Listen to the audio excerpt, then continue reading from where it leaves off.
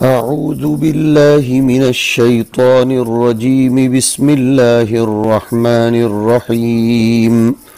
يا أيها الناس اتقوا ربكم الذي خلقكم من نفس واحدة وخلق منها زوجها وبث منهما رجالا كثيرا ونساء واتقوا الله الذي تساءلون به والأرحام إن الله كان عليكم رقيبا.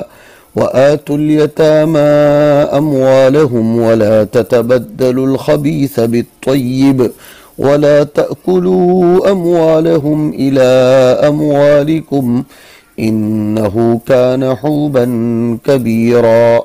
صدق الله العظيم. طلب عزیز، اب ہم سورہ نساء کا آغاز کرنے جا رہے ہیں۔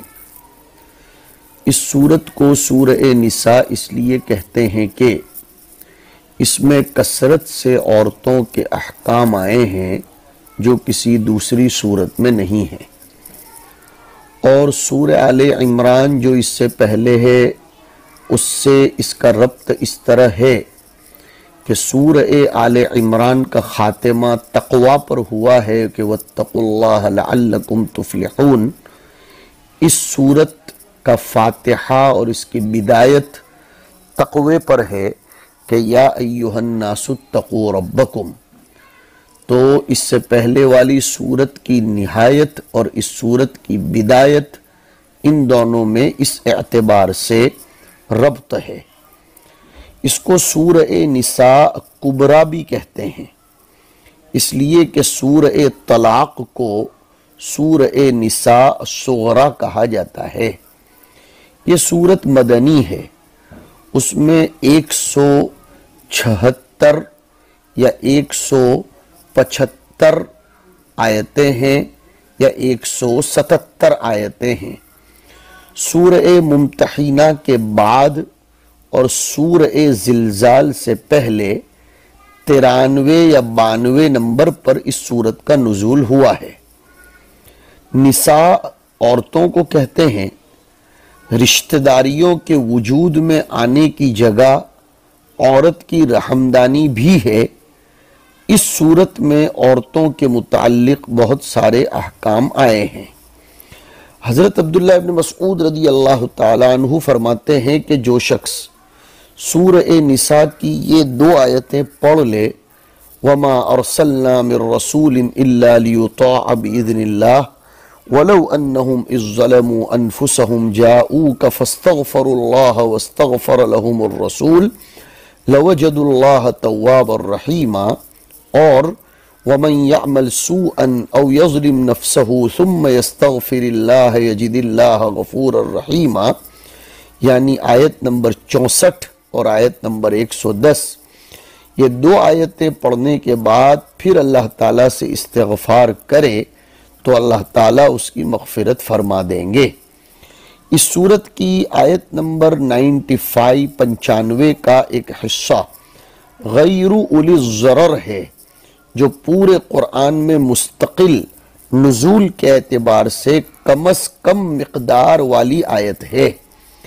پہلے آیت اس حصے کے بغیر نازل ہوئی تھی، لا يستوی القاعدون من المؤمنین، غیر اولی الضرر نہیں تھا۔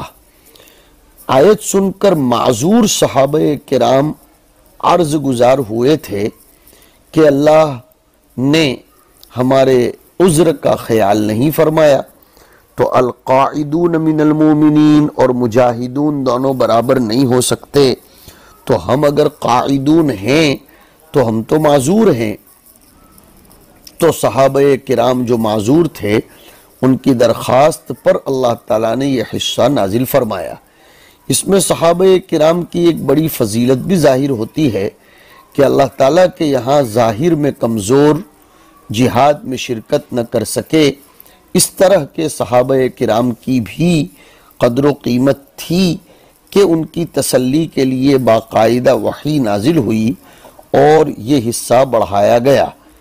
اس غیر اولی الضرر نے بتا دیا کہ بیمار، لنگڑے، لنجے اور اندھے جیسے معذوروں پر جہاد فرض نہیں ہے۔ حضور اکرم صلی اللہ علیہ وسلم سورہ نساء کی پہلی آیت خطبہ نکاح میں بھی پڑھتے تھے۔ اسی طرح یہ بھی سنیے، حضرت عبداللہ ابن مسعود رضی اللہ تعالیٰ عنہ فرماتے ہیں کہ سورہ نساء کی 5 آیتیں مجھے بڑی پیاری ہیں اور وہ دنیا وما فیہا سے بہتر ہیں۔ نمبر 1، ان اللہ لا یظلم مثقال ذرہ وان تک حسنۃ یضاعفها ویؤت من لدنہ اجرا عظیما۔ نمبر 2، ان تجتنبوا کبائر ما تنہون عنہ نکفر عنکم سیئاتکم وندخلکم مدخلا کریما۔ نمبر 3، ان اللہ لا یغفر ان یشرک بہ ویغفر ما دون ذلک لمن یشاء۔ نمبر 4، وَلَوْ أَنَّهُمْ إِذ ظَّلَمُوا أَنفُسَهُمْ جَاءُوكَ فَاسْتَغْفَرُوا اللَّهَ وَاسْتَغْفَرَ لَهُمُ الرَّسُولُ لَوَجَدُوا اللَّهَ تَوَّابًا رَحِيمًا۔ نمبر 5، وَإِن تَكُ حَسَنَةً يُضَاعِفْهَا وَيُؤْتِ مِن لَّدُنْهُ أَجْرًا عَظِيمًا۔ سیدنا عبداللہ ابن عباس رضی اللہ تعالی عنہما نے اس میں مزید 3 آیتوں کو ملایا اور فرمایا کہ مجھے 8 آیتیں دنیا وما فیہا سے بھی بہتر لگتی ہیں۔ 5 تو وہ جو عبداللہ ابن مسعود کے حوالے سے سنائی۔ نمبر 6، یرید اللہ لیبین لکم ویہدیکم سنن الذین من قبلکم ویتوب علیکم واللہ علیم حکیم۔ نمبر 7، واللہ یرید ان یتوب علیکم ویرید الذین یتبعون الشہوات ان تمیلوا میلا عظیما۔ نمبر 8، یرید اللہ ان یخفف عنکم وخلق الانسان ضعیفا۔ اس سورت کے مشمولات اور اساسی مضامین کیا کیا ہیں؟ چنانچہ عربی مفسرین نے لکھا ہے کہ اس سورت نے ایسے اہم امور سے گفتگو کی ہے جو اہم امور عورت، گھرانہ، معاشرہ، خاندان اور حکومت سے متعلق ہے۔ نیز اس سورت نے عورت کی کرامت، اس کی مہر، اس کی میراث، اس کی عشرت، اس کو بھی چھیڑا ہے۔ نیز ازدواجی تعلقات کو منظم بنانا یہ بھی اس سورت کا مضمون اساسی ہے۔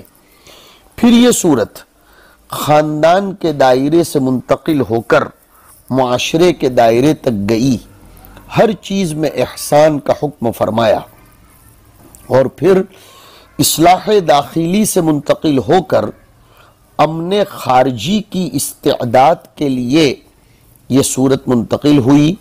چنانچہ اس نے حکم دیا کہ دشمنوں کے مقابلے کے لیے مکمل تیاری ہونی چاہیے۔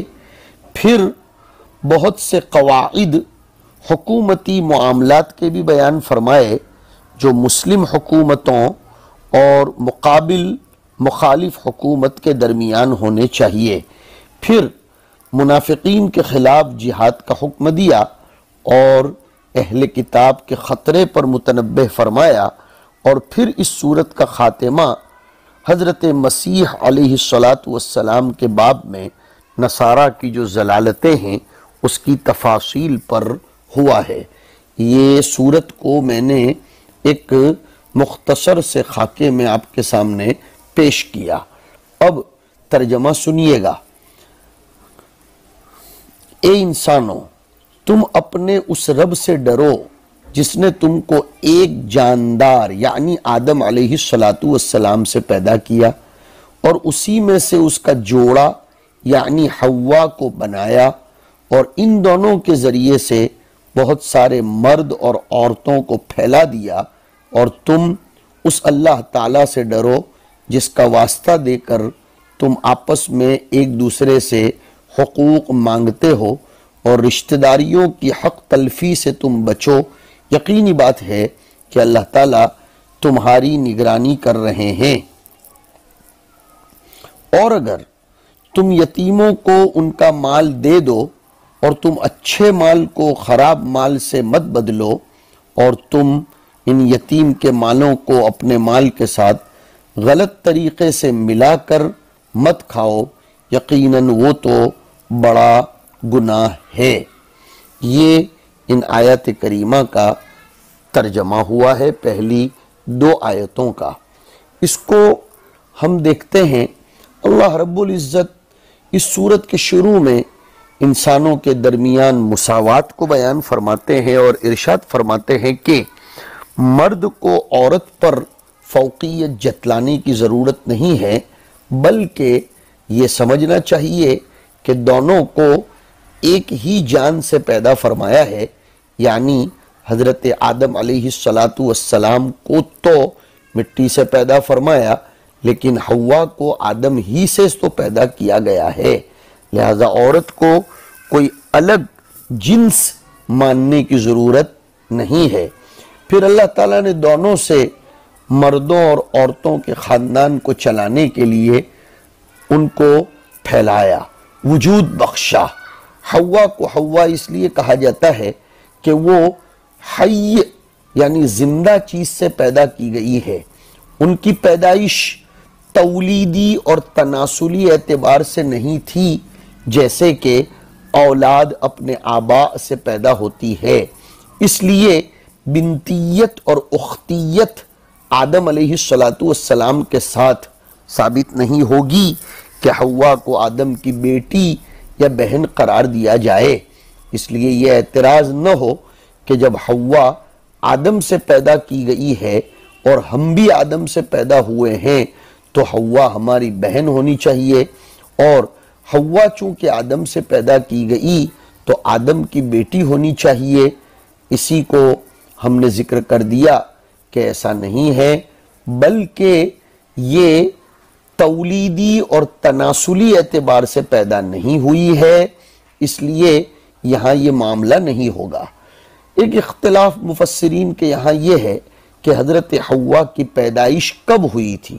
کعب احبار اور وہب محمد ابن اسحاق وغیرہ کہتے ہیں جنت کے دخول سے پہلے ہی حوا پیدا ہو چکی تھی، تبھی تو کہا گیا کہ اسکن انت وزوجک الجنہ۔ لیکن دوسری طرف سیدنا عبداللہ ابن مسعود، ابن عباس رضی اللہ عنہم فرماتے ہیں کہ حضرت آدم کے جنت میں دخول ہونے کے بعد حضرت حوا کی پیدائش ہوئی ہے۔ وہ کہتے ہیں اسکن انت وزوجک الجنہ کہا گیا ہے، ادخل انت وزوجک الجنہ کہاں کہا گیا ہے۔ بہرحال اس پہلی آیت میں یہ فرمایا گیا کہ تم ایک دوسرے پر تفضیل مت کرو، تمہیں پورے انسانوں کو ایک ہی جان سے پیدا کیا ہے۔ لا فضل لعربی علی عجمی ولا لعجمی علی عربی ولا لأحمر علی اسود ولا لأسود علی احمر الا بالتقوی۔ حضرت آدم ہی کی سب لوگ اولاد ہے، ایک کہیں پھیلی تو دوسری کہیں بسی، اس اعتبار سے کسی کو کسی پر تفضیل کا حق نہیں ہے۔ اللہ نے انتظامی امور کے اعتبار سے، دنیا بسانے کے اعتبار سے، دنیاوی نظام کو چلانے کے اعتبار سے ان کو دنیا میں الگ الگ جگہوں پر پھیلایا۔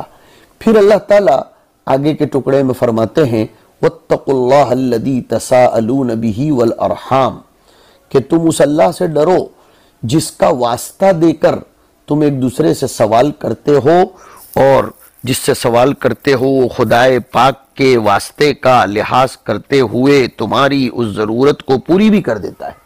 حدیث شریف میں فرمایا من سألکم بوجہ اللہ فاعطوہ، اور ومن استعاذکم بوجہ اللہ فاعیذوہ، جو اللہ کا واسطہ دے کر تم سے کچھ مانگے، اللہ کا واسطہ دے کر تم سے پناہ طلب کرے تو اس کو دے دیا کرو۔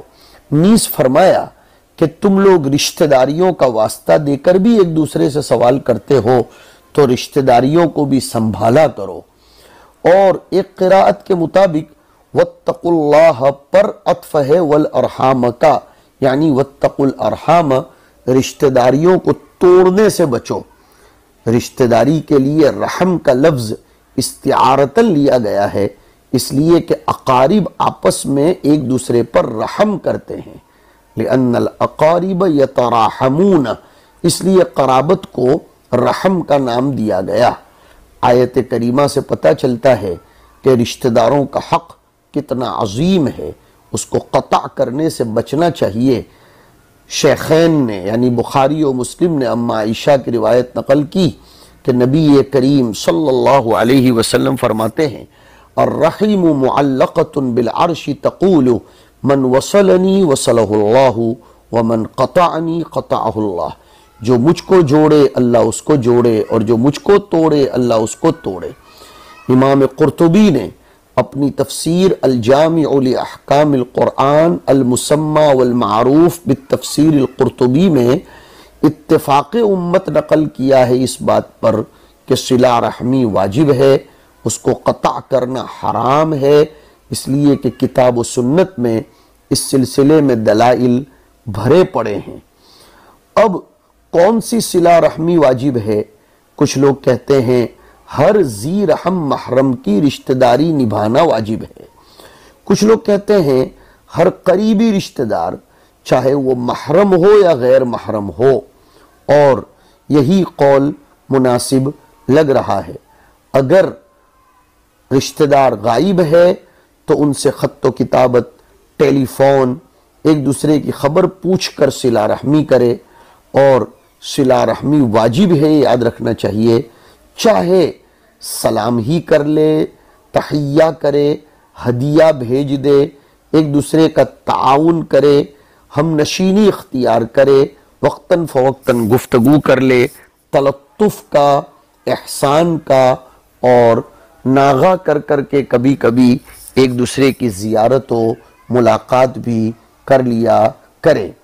یہ بھی یاد رکھو کہ صلہ رحمی کا مطلب یہ نہیں ہوتا کہ اگر وہ تم سے جوڑیں تو تم ان سے جوڑو، وہ تمہارے ساتھ صلہ رحمی کریں تو تم اس سے کرو، اس لیے کہ ان کی صلہ رحمی کرنے پر اگر تم کرتے ہو تو یہ تو مجازات و مکافات ہوا۔ اس کو صلہ کس نے کہا؟ صلہ تو یہ ہے کہ وہ قطع کرے تو بھی تم وصل کرو۔ اسی لیے بخاری شریف کی روایت ہے لیس الواصل بالمکافی ولکن الواصل الذی اذا قطعت رحمہ وصلہا، کہ صلہ رحمی کرنے والا وہ نہیں ہے جو بدلے کے طور پر کر لے، حقیقت میں صلہ رحمی تو وہ کرتا ہے کہ اس کے رشتہ داری کو کاٹا جائے، اس کے حقوق ادا نہ کیے جائیں، پھر بھی وہ اس کو جوڑتا ہو، اس کا خیال کرتا ہو۔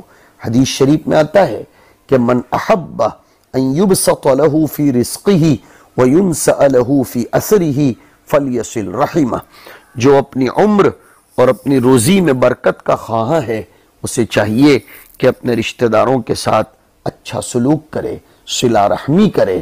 صلہ رحمی کے باب میں بہت زیادہ آیات و احادیث آئی ہیں، وَبِذِي الْقُرْبَى وَالْيَتَامَى وَالْمَسَاكِينَ آیا، اور اسی طریقے سے وَإِذْ أَخَذْنَا مِيثَاقَ بَنِي إِسْرَائِيلَ لَا تَعْبُدُونَ إِلَّا اللَّهَ وَبِالْوَالِدَيْنِ إِحْسَانًا وَذِي الْقُرْبَى، اسی طریقے سے 5ویں پارے میں وَاعْبُدُوا اللَّهَ وَلَا تُشْرِكُوا بِهِ شَيْئًا وَبِالْوَالِدَيْنِ إِحْسَانًا وَبِذِي الْقُرْبَى وَالْيَتَامَى آیا۔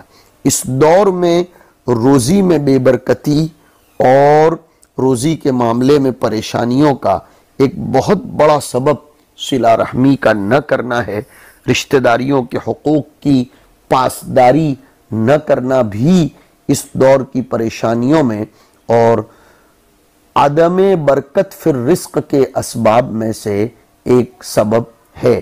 دیکھیے کتاب میں یا ایہا الناس، عام طور پر قرآن کریم الناس کے ذریعے خطاب اہل مکہ سے کرتا ہے، لیکن اس کو قاعدہ کلیہ نہ مانا جائے، قاعدہ اکثریہ مانا جائے، اور منافی نہیں ہے اگر اہل مکہ سے خطاب ہو تو اس بات کے کہ یہ صورت مدنی ہو، مدینہ میں رہ کر مکہ کے لوگوں کو بھی خطاب کیا جا سکتا ہے، یا عموم انسانیت کو خطاب ہے۔ اتقوا ربکم، رب سے ڈرو، رب کی ذات مراد نہیں ہے، رب کی ذات سے تو قریب ہونے کو کہا گیا ہے، اس لیے مضاف مقدر معنی ای عقاب ربکم، اور اپنے رب سے ڈرنے کا طریقہ یہ ہے کہ بِأَن تُطِيعُوهُ، اس کی فرما برداری، امتثال امر اور اس کی اطاعت کرو۔ اور اس سے کیوں ڈرو؟ اس کا مقتضی کیا ہے اس کے تقوی کا؟ فرمایا اس لیے کہ الذی خلقکم من نفس واحدۃ، اور نفس واحدۃ سے مراد آدم علیہ السلام ہے۔ وخلق منها زوجہا، زوجہا سے مراد حواء بالمدی، تو حضرت آدم سے حواء کو پیدا کیا تو حضرت آدم کے کس جز سے پیدا کیا؟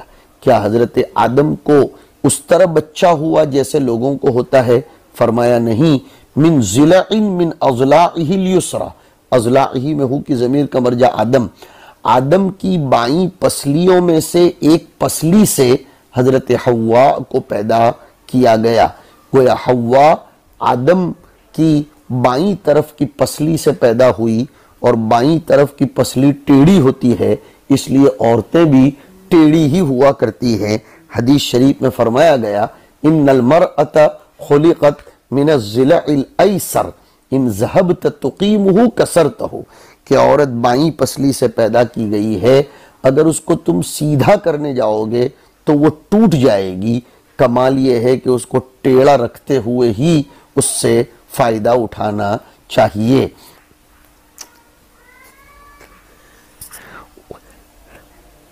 وَبَثَّ ای فرق وَنَشَرَ مِنْهُمَا، پھر ان دونوں میاں بیوی سے اللہ نے پھیلایا، منہما، ہما کی ضمیر کا مرجع من آدم و حواء، کس کو پھیلایا؟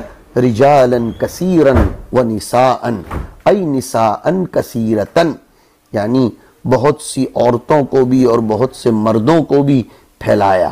آیت کریمہ میں نساء پر ٹھہرا گیا، اکتفاء کیا گیا کہ رجالن کی صفت جب کثیرن آئی تو نساء بھی کثیرتن۔ آتا ہے روایتوں میں حضرت حواء آدم علیہ السلام سے 20 مرتبہ حاملہ ہوئیں، یا 40 مرتبہ کی بھی روایت آتی ہے۔